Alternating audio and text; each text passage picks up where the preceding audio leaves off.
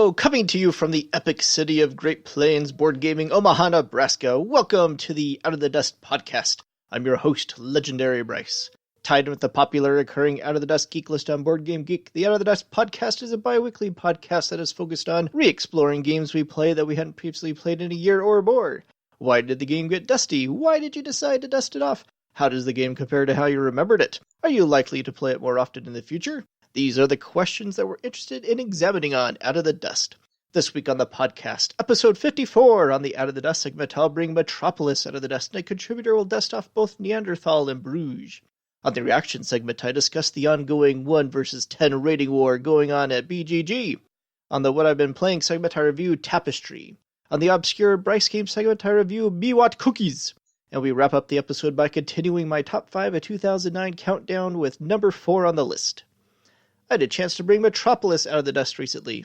Metropolys is an abstract city-building game published in 2008 by Starry and designed by Sebastian Pochan of Jaipur and Jamaica fame. I last played it 3 years, 4 months, and 6 days ago when I first acquired the game for my collection and first learned it. Despite enjoying it then and finding it a fascinatingly unique auction game, I hadn't played it since, probably because it does seem like the sort of game that is best at very specific player counts. But I was looking at my stack of Starry games not too long ago, all of which I like a lot, and realized I hadn't played the beautiful but unusual Metropolys in quite a while. So I brought it with me to my weekly Saturday group and got it to the table at the end of the afternoon. I'd forgotten just how good this game is. It's so innovative and feels different from anything else out there. A remarkable feat for a game over 10 years old. I don't necessarily need a lot of player interaction in my games, but Metropolys thrives upon it and utilizes it well. The battle of wits, bluffing, and timing with the other players is very engaging and rewarding. This is definitely one I'm going to try to prevent from getting so dusty again. Let's see what a contributor brought out of the dust. BGG user Leroy43 brought a couple of thinky games out of the dust recently. First up was Neanderthal, the 2015 design from Phil Eklund and his publishing company Sierra Madre Games. Neanderthal is a prehistoric-themed economic card game. Leroy last played it 2 years and 9 months ago and currently rates it a 7 out of 10. He writes, "This is probably my second favorite Eklund title behind Pax Porfiriana, but there are few and far between opportunities to get this to the table. My friend Jeff suggested it since we only had 3 players that week. Although we were able to manage and figure out the rules in reasonably quick fashion, we did conclude at the end of it that the game lacks the fun element. Losing our fire, making elder turn after turn seemingly, and the dice eating our hunters with great regularity may be realistic. That said, when playing games, we're interested in competing with our fellow players. That's kind of tricky when you're also having to fight the game itself." Leroy also brought the Steffenfeld title Bruges out of the dust. Bruges is a multi-use card game from 2013, published by Z-Man Games. Leroy last played it 1 year, 5 months, and 7 days ago, and currently rates it an 8 out of 10. He writes, "Bruges is probably my favorite Feld game, but it's really not well suited to 2 players. My wife and I thus play a lot of Castles of Burgundy. I just like how the cards drive the action while also providing all the painful choices. I'll definitely have to see about getting this game to the table more often. Since I'd last played it, I managed to acquire the Bruges Die Hostile expansion from someone local, and one of the 2 players included it. The animal cards don't add a lot of overhead to the rules and are quite charming, really. I should make an effort to try out some of the variants from the expansion, the City on the Zwin." Thanks for the contributions, Leroy. I think you hit upon a pivotal flaw of Phil Eklund games in general, a general lack of fun. And yet Bruges, which also involves a fair bit of fighting the game in its own way, is incredibly fun. I can't recommend City on the Zwin enough, so I hope you get to use those expansion modules soon.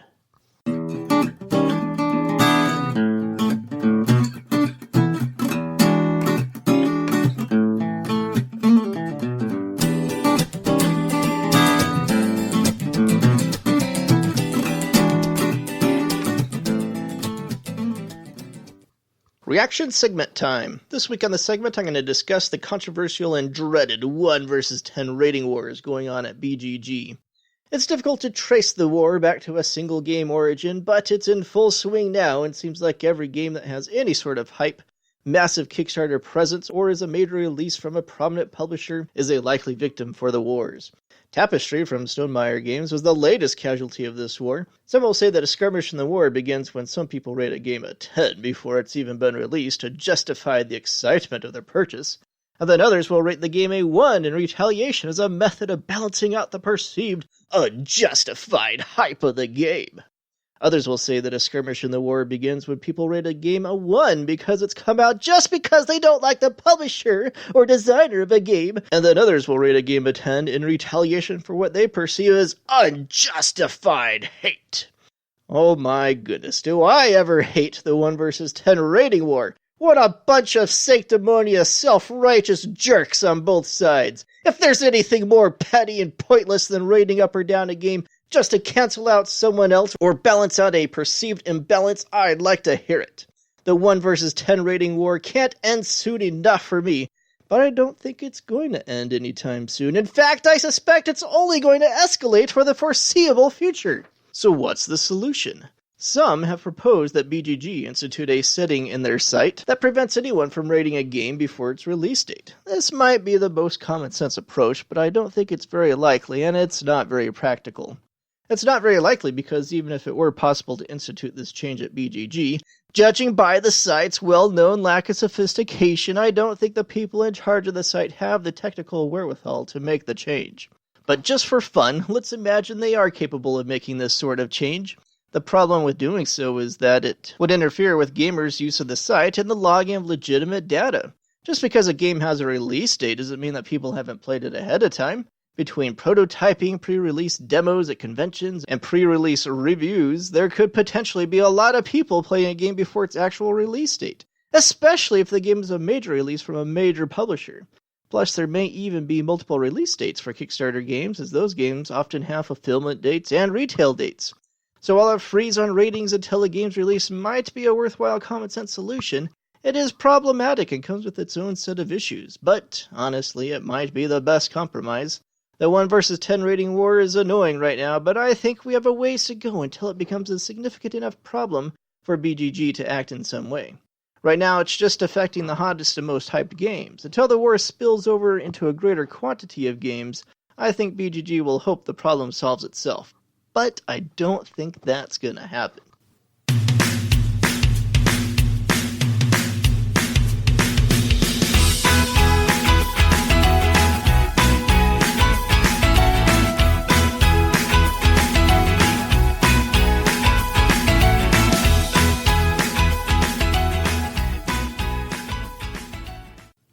Since I just mentioned it in the previous segment, I think it's appropriate that this week on the What I've Been Playing segment, I tell you about Tapestry, the hot new release from Jamie Stegmaier and Stonemaier Games.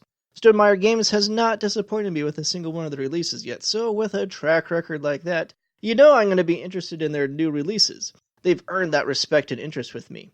After the fulfillment issues with Wingspan, I knew I wanted to be careful about a pre-order with Tapestry, though.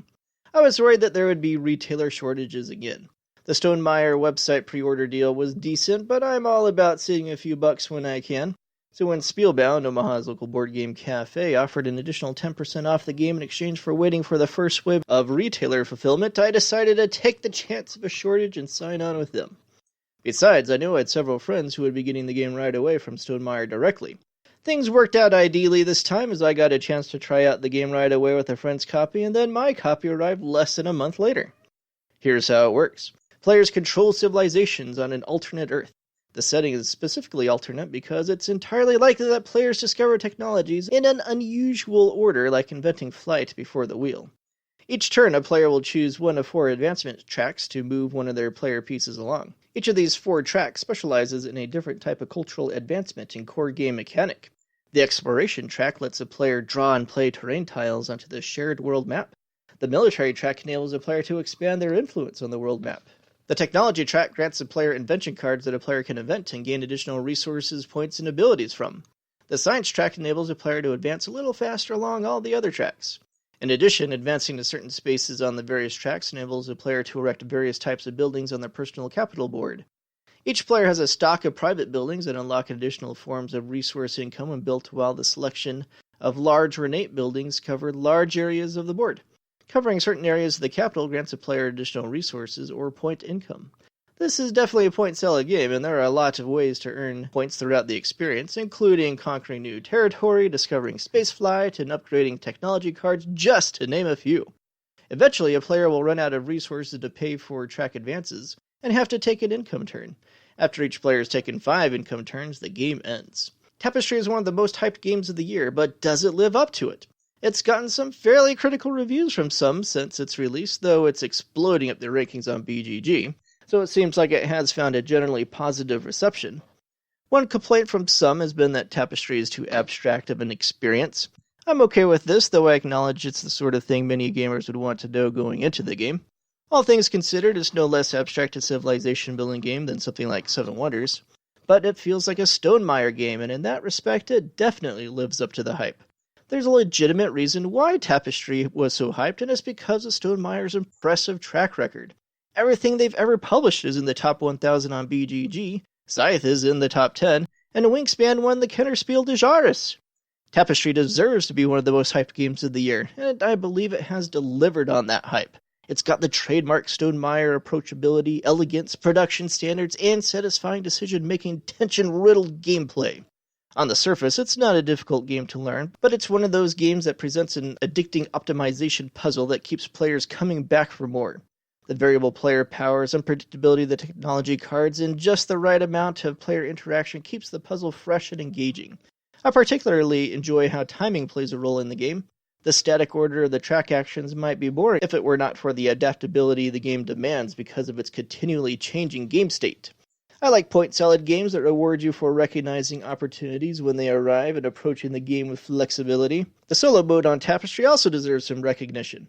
I wasn't too impressed with the fiddliness of the Scythe Automa, and barely play that game solo. Wingspan's Automa is better, but Tapestry's Automa might be the best since Viticulture. It balances upkeep and Automa decision-making well and presents a satisfying and rewarding solo experience.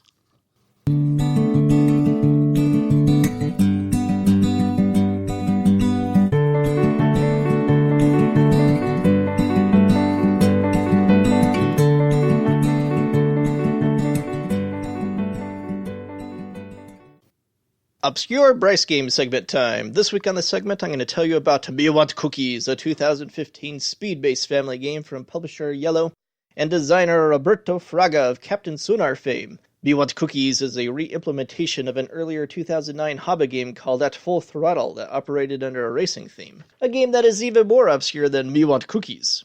I've never played At Full Throttle, but judging by the theme, I can easily imagine how similar it must work to Me Want Cookies. I became aware of the game when it was a Gen Con release at the last year I attended the convention, and I added it to my wishlist because the theme and mechanics were unique and piqued my interest. I didn't pick it up at the convention, but it wasn't a well-promoted game, and it wasn't long until I acquired it from an online sale somewhere. Here's how it works. Players arrange 3 random path cards from a deck in a row. The path cards each depict 3 strings connecting 2 different dessert food items. There are easy path cards in which the twisting and overlapping strings aren't too difficult to distinguish from each other. And then there are difficult path cards in which the strings are very tangled together. Players can use one or the other or mix them together depending on the skill level of the players.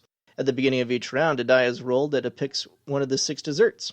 Starting at the first path card, the players then race to visually trace a path from that dessert to the connected dessert. Then start from the connected dessert on the next path card and visually trace a path to the next connected dessert, and repeat the process on the last path card.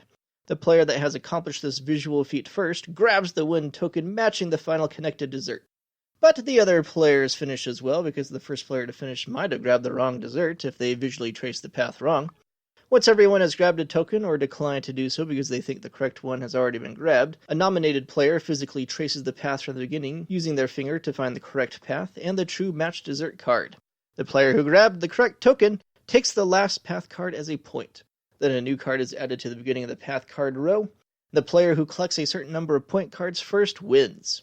The entire game lasts about 10 minutes, is easy to both teach and learn, and is adaptable to a wide variety of audiences. In fact, the game has one of the lowest weight averages on BGG at 1.13.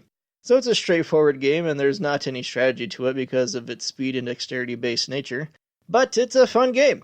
I've had a blast with this game both with my family and with experienced groups of players. It's good for a laugh and one of those games that you play